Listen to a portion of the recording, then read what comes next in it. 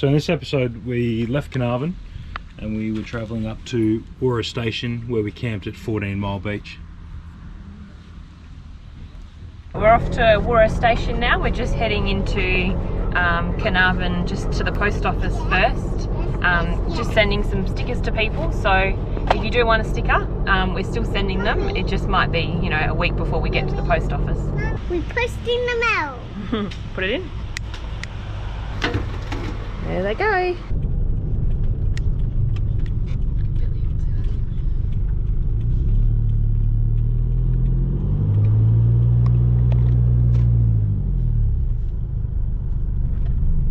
You gonna let your tyres down? Yeah.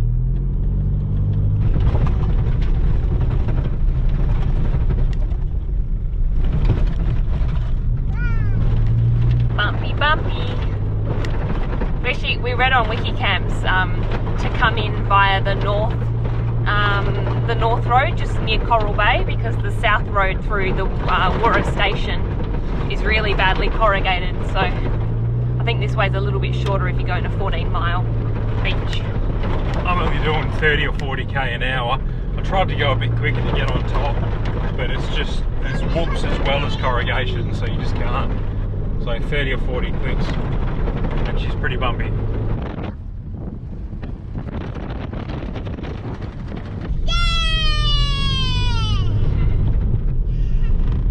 We've just spotted the beach for the first time in just over a week.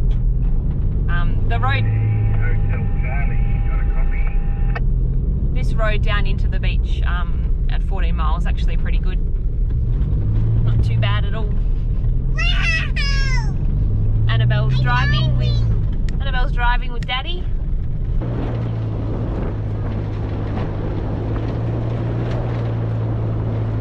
Yeah. Looks like a river spot on that.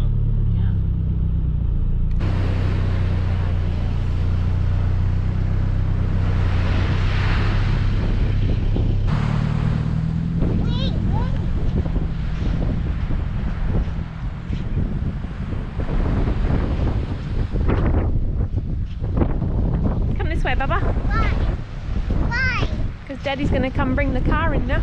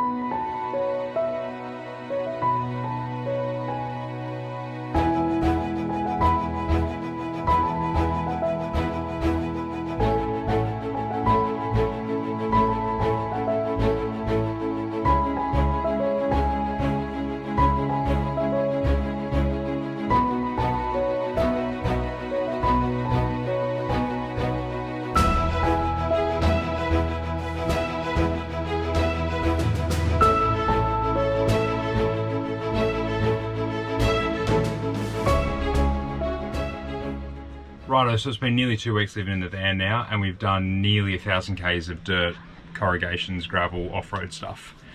You're probably interested to know, because I would be, what's gone wrong in this van. Not much. We're pretty stoked, to be honest. There's been little bits and pieces, but nothing that's a deal breaker or a showstopper. So, little things that have rattled loose. One of these knobs rattled off. They sort of twist on and twist off, I think. I can't even loosen one now. Oh yeah, I can. But yeah, one of those we found on the floor, screwed it back on. I still need to fix this. This panel here, it's got these are little circuit breakers for the power supply and different things. And they've actually rattled loose and fallen back into that void there. So I need to screw off that panel, find them, poke them back through, and I'll put a bit of Loctite on them. Not a big deal, all the electrical stuff's still working, they've just fallen back into that housing. Zero dust ingress inside the body of the van, the living area of the van. The only dust ingress that we've had has been where the fridge slide is, and I'll show you that in a sec. And that's pretty minimal. There's been no water ingress. We had heavy rain a few nights before we left when the van was all set up out the front, and no water's come in anywhere. Yeah, it's fared really well off-roading on the corrugations. I did break one electrical clip, I'll show you that now. So the clip we broke is this one here. and it runs the lights on the rear bar, but the lights on the van still work, so I'll fix it later. And it also runs the number plate light, but we're not towing at night. So I'm not sure if we've crushed it in this when we've pushed it back up, or if a rock's bumped up and smashed it, but I'll just hardwire it. We did find that, I don't know, the water doesn't drain out of the shower very well. I don't know if it's just the angle we're parked on, or maybe it needs more of a slope. So you'd go to the toilet at night and you'd be stepping in like squashy water. So we just got a map from the hardware store in Carnarvon, and that seems to do the trick. Just so you don't get wet feet all the time. I will say the mixer, the shower mixer, we find it's hard to get the temperature right, eh? You're either like burning your ass off or it's too cold. So I'm not sure if that's just us getting used to it, or if that's just how they are. We don't really know. Our first van. Actually, that's something we should say too. The gas cooker, if there's any wind at all, even though it's got quite a good wind deflector and stuff on it, any wind at all, and it just blows the flame out and you can't get any heat. So that's been a bit of a bummer. Oh, the mattress is so comfy. Oh, the mattress is brilliant. Yeah. Mattress is really comfortable. We're not running a topper or anything like that. We're just straight on it. It's so good. And we've slept so well, and heaps of room, eh? We sleep in a king bed at home, so we're used to having a big bed. I found with the forward fold cam part, I used to get really cold on the underside of my body. I think because there wasn't a lot of insulation between the air and yourself. But I don't get cold at all on that mattress. Maybe because it's, you know, 3 times the width.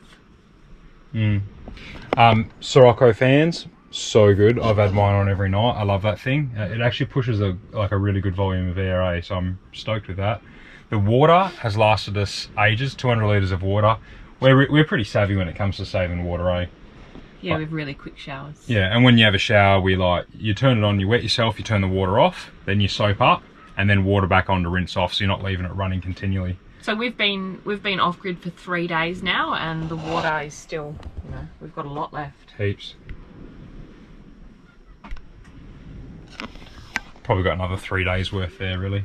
So this is the only spot we've got dust in, is in this cabinet. You can see there, it's settling in. Seems to come through these. Yeah, you can see the dust in there. So these are vents for if you're running a fridge in here, so your fridge doesn't cook. We're not going to need that, so we're going to block those vents, and that should sort out issues. And that's where marshmallows live. Yes. That's where marshmallows live. But that's it for dust ingress, honestly. And how many did we see at Mount Augustus? Every second bloke had a vacuum cleaner or a blower blowing dust out of their vans, and we're talking expensive Australian-made $100,000 vans. We had no issues. I was a bit worried about the tyres, because these are like Chinese. I think they're meant to be a Goodrich copy. I was a bit worried about them, but they seem to be okay so far. So. Oh, and one more thing. A lot of people with these vans, and I think vans in general, were saying that when you open, with the hot water systems, when you open the vent on the outside to allow it to operate, the wind can blow it out.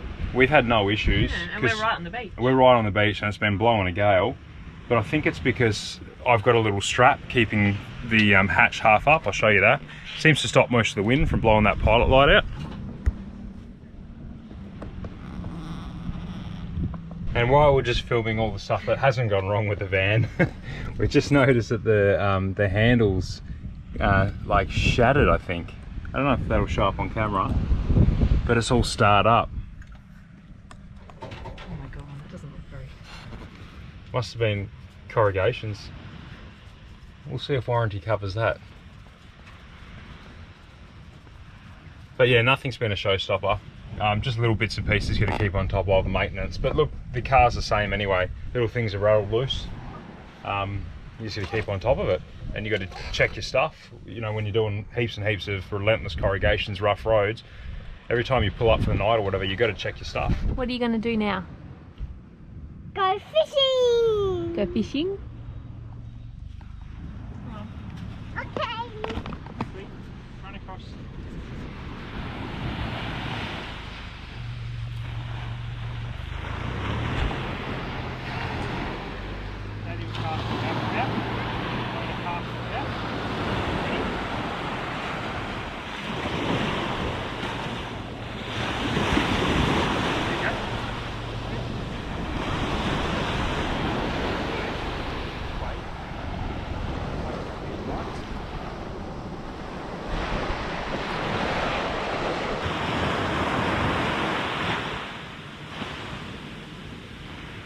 Alright, we'll see you on this.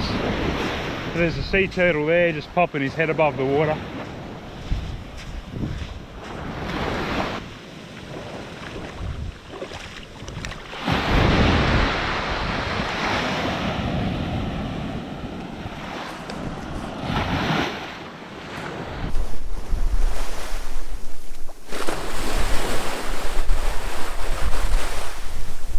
We've been spotting turtles, sharks and humpback whales breaching from the front of our campsite here.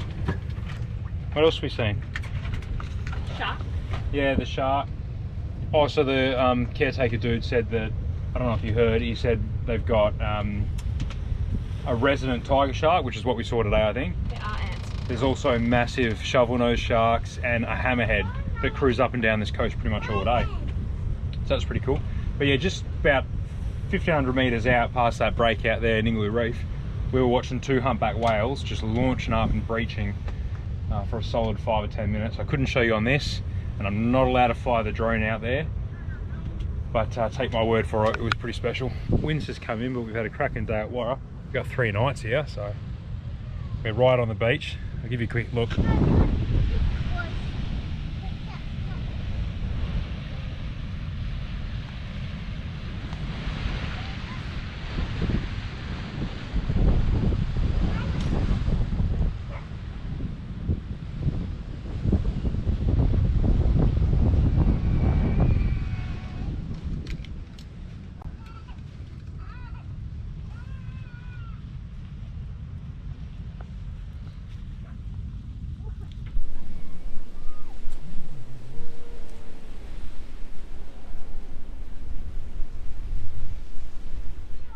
So we had a good night's sleep last night. The wind was pumping all night and it's pumping again this morning. But that's one of the awesome things about having this van. We used to dread camp in places like this overnight with the forward fold or the soft floor camper that we used to have, because the wind buffeting the canvas would just, I don't know, just keep you awake all night, drive you nuts. And I wasn't sure if this would be the same, because we've got the vinyl pop top skirt and I've got the awning and stuff out. I've got shade sail down. But didn't hear anything all night and the wind was pumping. You could hear the wind, but you couldn't hear it flapping stuff and banging stuff, so it's really good in that respect. Are we putting sunscreen on? You putting sunscreen on? Good. So we're gonna go for a walk this morning. We've had some brekkie. I cooked Chloe some pancakes this morning, which took forever. That gas cooker is really, really slow. I don't know why. No. The wind just smashes it and it's really slow. Even though it's got wind guards. Yeah, it's good. Terrible. We just made almond baby some cake. Yeah, it's got wind guards, but they just don't seem to work very well. Or it's just too low pressure. I don't know. But anyway, it's very slow. Just north of our campsite, something called Turtle Rocks, and apparently it's really good for spotting turtles. And the section of the reef comes in close to the beach, so the fishing's supposed to be better. The fishing is, this has happened to us before, eh? Warroora Station. Yes, the fishing's dead off the beach here. You need a boat. There's a reef 2 k's out. You need a kayak, you need a tinny, you need a boat, you need a jet ski, you need something. The fishing off the beach here, I had a snorkel, there's nothing out there, there's no structure, there's no fish. It's just, there's some small patches of weed bed, but there's not even the wrasse are tiny. So yeah, we're gonna go check out this other spot, and I might come back with some lures and a couple of rods and have a go at it later this Arvo when Gary and Hazel get here. They're going to be here this morning. Gary and Hazel coming. They are. This will be our last camp with them, then we go separate ways. Last camp. Last camp, one more. Yeah. So let's go have a look at this spot.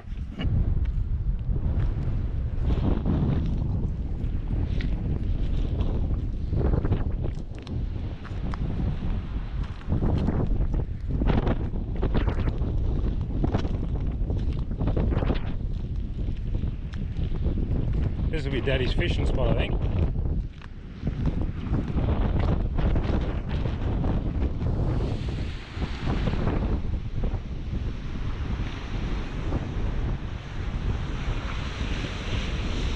What did we just see?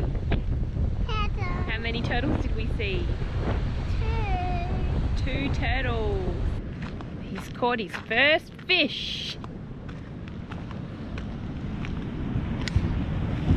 What is that? Rainbow. Yeah, it's a rainbow one. Yeah? Yeah, throw him back. Like that. Oh no! So admittedly I know sweet FA about fishing. I thought that was some sort of tusk fish or a baldy or something, just because of the colours and the shape. But Tiff did a little bit of research and it's a surge wrasse. A surge wrasse. Also caught a little cod there, but it was too small to keep. But yeah, Tiff is... I just making my baby some breakfast. You're making your baby some breakfast, that's good. Tiff's really stoked because the first time the self-fire's working, I don't know if the thing just doesn't work sometimes, or if it's just hunting for signal and we just don't have it, but to be honest with you, I've had it for 6 months, 8 months, and it's probably 2 times it's actually worked. Like where we've had not enough signal and we've turned it on and it's boosted. So it's boosting 3G at the moment. Maybe you need a bigger aerial. Yeah, it might need a bigger aerial or a taller aerial, I don't know. But it's working now. There's no reception on the beach, but Tiff's got reception. So she's very happy. Gary and Hazel have met us here at Warroora Station. This is our last camp together. So they arrived a day after us and we'd already sussed out a little bit of the area. And we thought we'd show them Turtle Rock, which was just a couple of k's north of us. And we'd do a bit of turtle spotting with them. Now Gary arrived with the goods, a little bit of squid, some bait.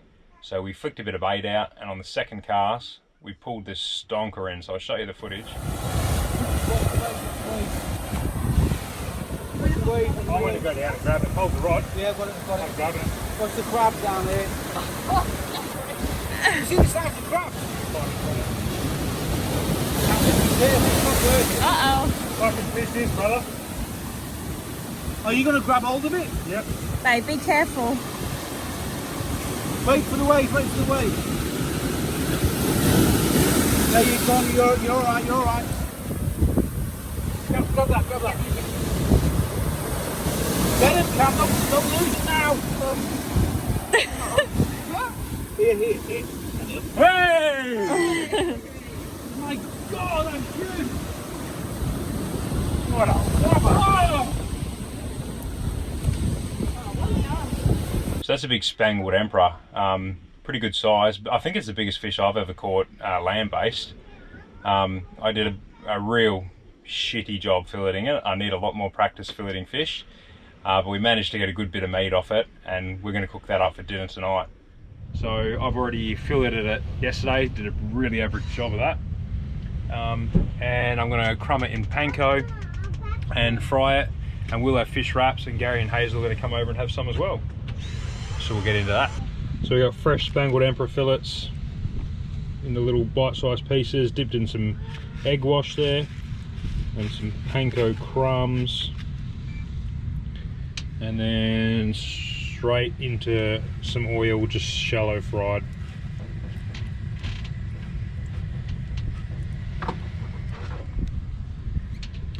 That's it.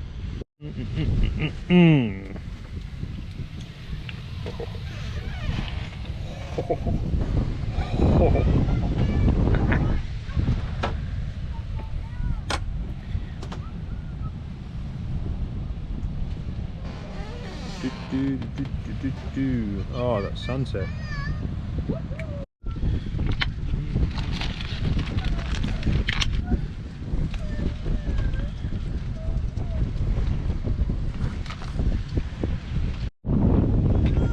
Good, Mama?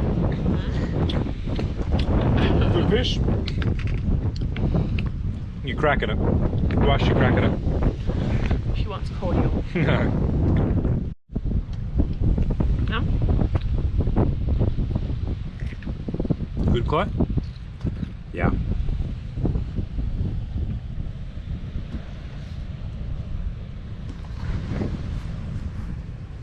And that's our last night at Warroora, 3 nights.